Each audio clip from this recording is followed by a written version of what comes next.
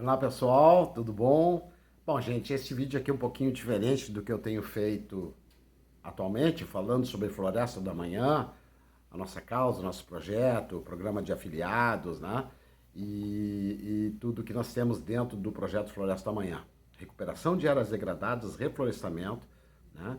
Resultados socioambientais, né? Crescimento orgânico e valorização sustentável. Muito bem. O vídeo tem a intenção de que vocês me conheçam um pouco, da onde que vieram as minhas ideias, como que eu venho me instruindo para levar em frente uma empresa que pode durar muitos anos. Ela pode ser centenária, certo? Nós estamos lidando com florestas, com árvores que podem chegar a 100 anos. Né? Então, a recuperação de uma área degradada com árvores de grande porte, elas vão levar 10, 15, 20 anos para estar na sua plenitude. Então, provavelmente eu não vou estar aqui. Nós temos uma meta ousada de 2 milhões de hectares e isso projetado para 20 anos. Né? Mas vamos lá, vamos falar da onde que eu venho me instruindo, né? Para que eu possa levar em frente, que eu possa liderar, que eu possa incentivar as pessoas a me seguirem e a colaborarem com o projeto Floresta Amanhã. Cada pessoa que entra dentro do nosso programa de afiliados, que colabora ali com R$ 30, que nos permite cuidar de 5 metros quadrados, né? É de grande importância para a gente, mas as pessoas têm que saber com quem que elas estão lidando. Porque até o momento nós não temos o que mostrar de prática da recuperação da área. Nós temos que chegar nos primeiros hectares para poder mostrar isso.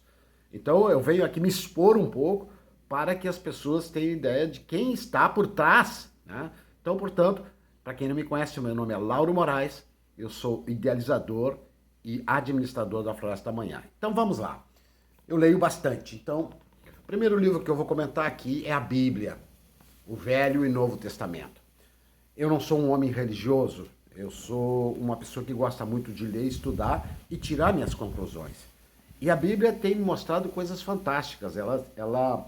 Desde criança, minha mãe sentava ao meu lado para ler passagens da Bíblia.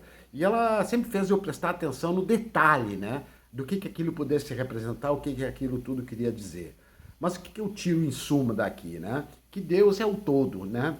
Eu sou o início, eu sou o fim, eu sou o alfa, eu sou o ômega. Segunda parte, né? Que nós somos imagem e semelhança de Deus, nós somos filhos dele. E depois, o interessante é que diz da Bíblia que tudo o que você pedir te será dado. Você pode pedir com o coração que você vai receber. Né? Claro, vamos falar de coisas coerentes, na verdade, né? Mas a partir do momento que você pede, você recebe. Em quanto tempo? Bom, aí já é uma outra questão. Muitas vezes a gente pede coisas e não tem a compreensão daquilo tudo que você está pedindo. Então necessita o estudo. Então é por isso que eu leio bastante. Eu quero pedir muitas coisas ao universo, ao nosso grande criador, né, ao grande arquiteto do universo, que ele vai me dar, certo? Principalmente pessoas boas no meu entorno, pessoas que tenham uma concepção de vida parecida com a minha, certo? Não é só o dinheiro. Portanto, aqui na Floresta Amanhã, as pessoas que vêm para a Floresta Amanhã pensando primeiro no dinheiro e depois na causa, não vão conseguir ir em frente. Dificilmente vão conseguir. Nós temos que pensar primeiro na causa. E o dinheiro é a consequência da causa. Muito bem. Segundo livro que eu vou comentar aqui é o manuscrito original do Napoleão Hill. Você já deve ter ouvido falar do livro Pense e Enriqueça, do Napoleão Hill. Este aqui é o grande livro do Napoleão Hill e o Pense e Enriqueça está aqui dentro. E o Napoleão Hill corrobora o que diz na Bíblia, corrobora o que diz Jesus Cristo, pensa que será dado, pede que você receberá, né? E ele também instrui para que a gente estude, porque muitas vezes, como eu disse, vêm as respostas, mas nós não conseguimos entender ou compreender ela. Né? Nós temos que estar aberto. Nossa cabeça, segundo o Napoleão Hill, é uma antena que transmite e recebe. As respostas estão no éter. A resposta vem de uma forma ou de outra. O pedido vai ser atendido. Então, Napoleão Hill, muito, muito interessante, vale a pena. Aqui o princípio do poder, né? Ética e honra influenciando pessoas, né? Ou seja, trabalhar de forma coerente e que tenha um alicerce de realidade, de verdade por tudo aquilo que eu faço ou que nós deveríamos fazer, né? Ética e honra no que se faz, como se liderar, levar as pessoas pelo melhor caminho, ok? Aqui, um mais atual, né? O nosso contemporâneo, o autor do Sapiens, né? Esse é um judeu que escreveu o Sapiens e agora tem o Homo Deus, já tem mais livros dele.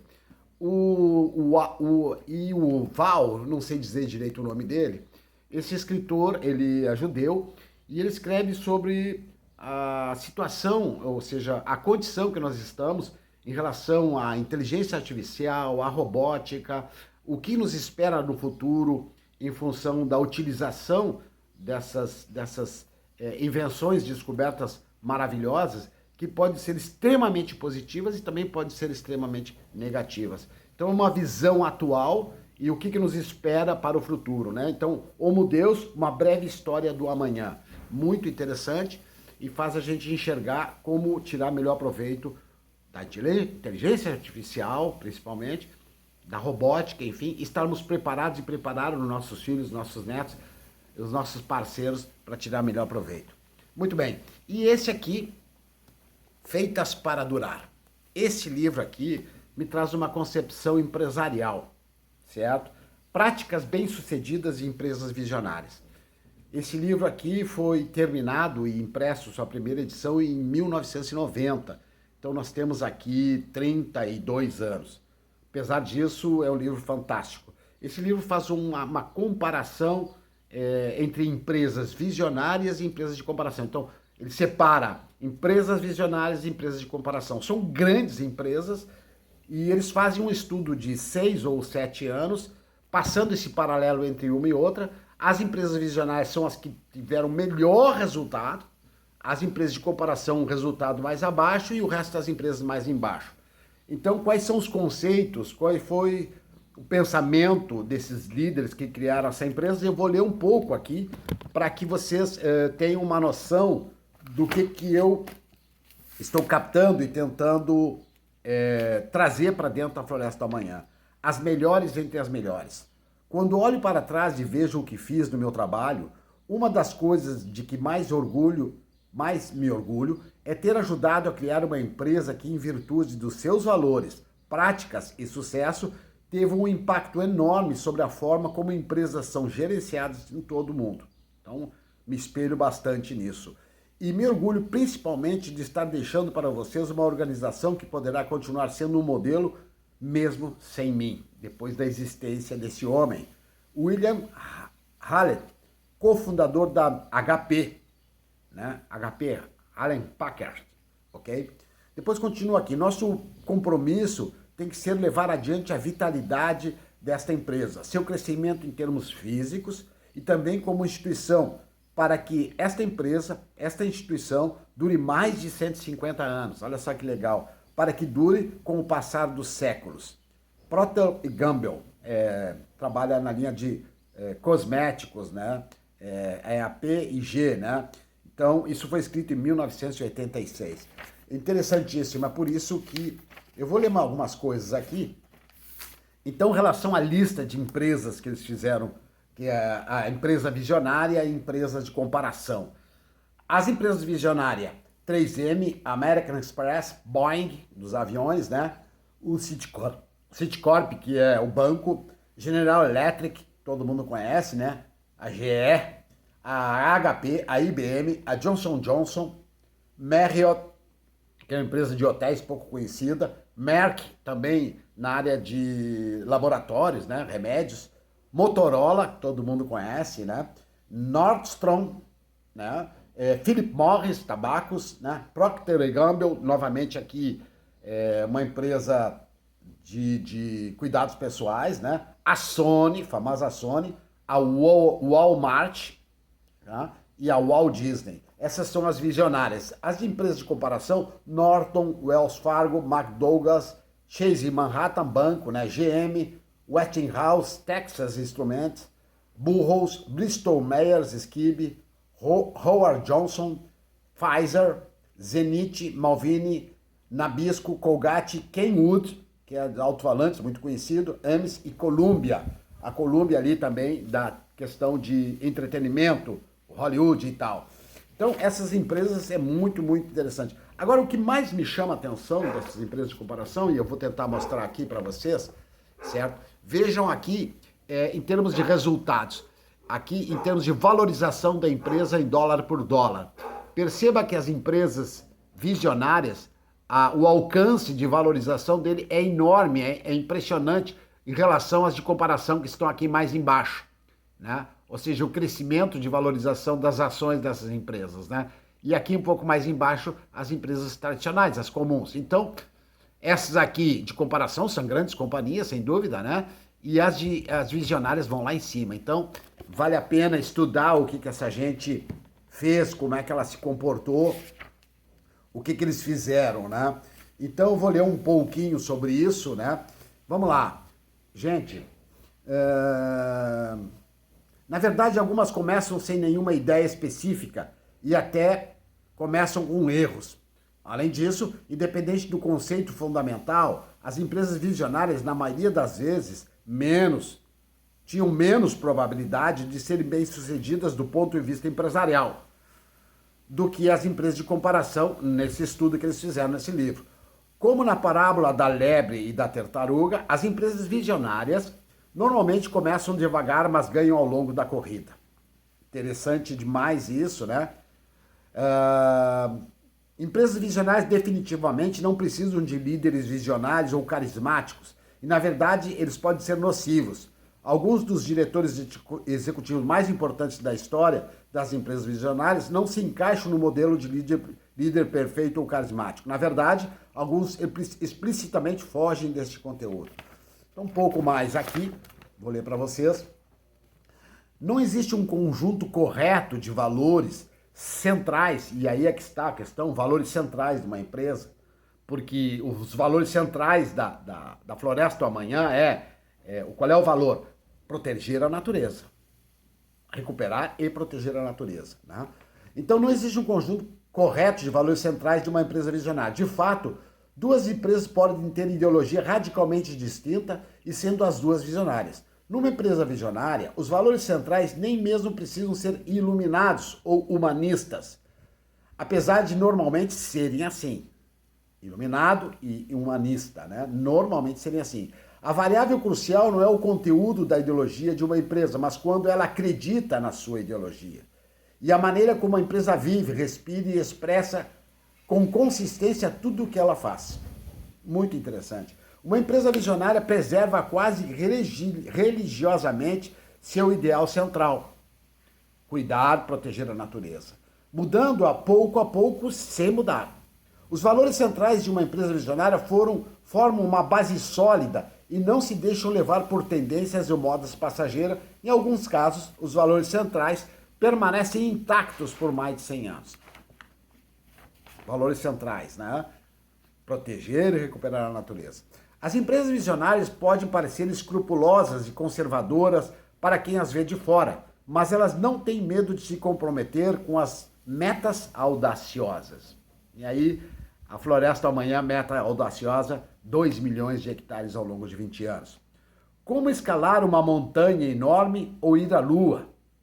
Uma meta audaciosa pode ser assustadora e às vezes arriscada, mas a aventura, a excitação e o desafio que ela proporciona pegam as pessoas de jeito e fazem a adrenalina correr, fazendo que todos trabalhem em direção ao progresso.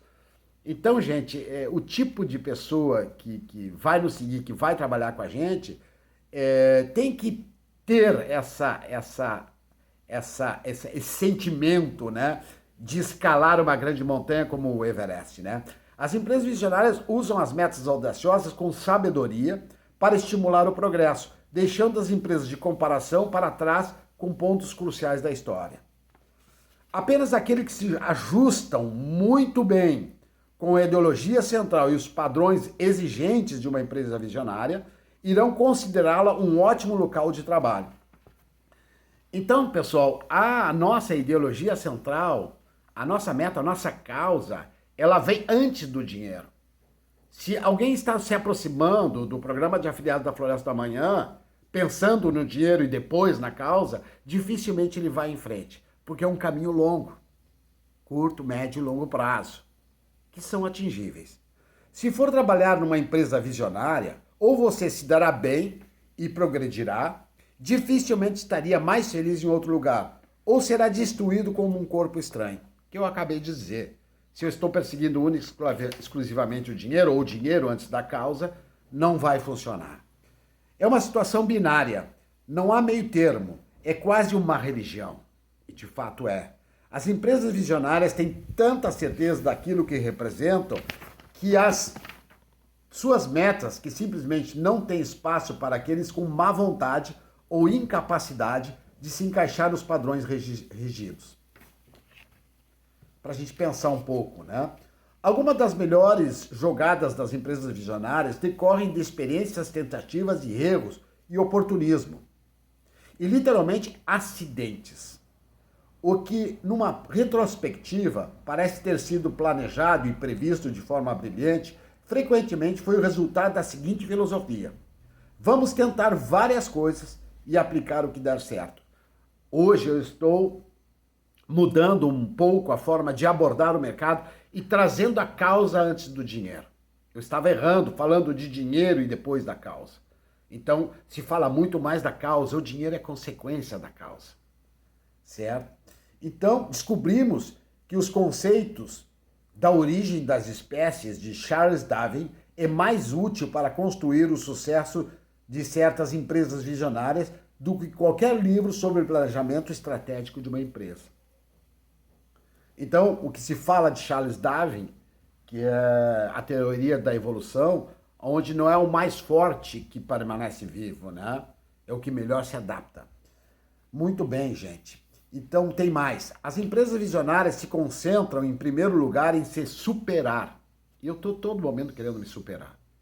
Todo momento, pedindo e perguntando como que eu posso melhorar, aonde que eu posso progredir, como eu posso ter melhores resultados. Se a gente não perguntar, gente, se a gente simplesmente não sei, não funciona. É como eu ouvi esses dias, numa palestra, o homem pergunta: você fala inglês? E aí tem duas respostas. A primeira resposta: não falo inglês.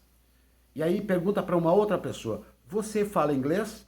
E a pessoa responde: não, ainda não falo inglês.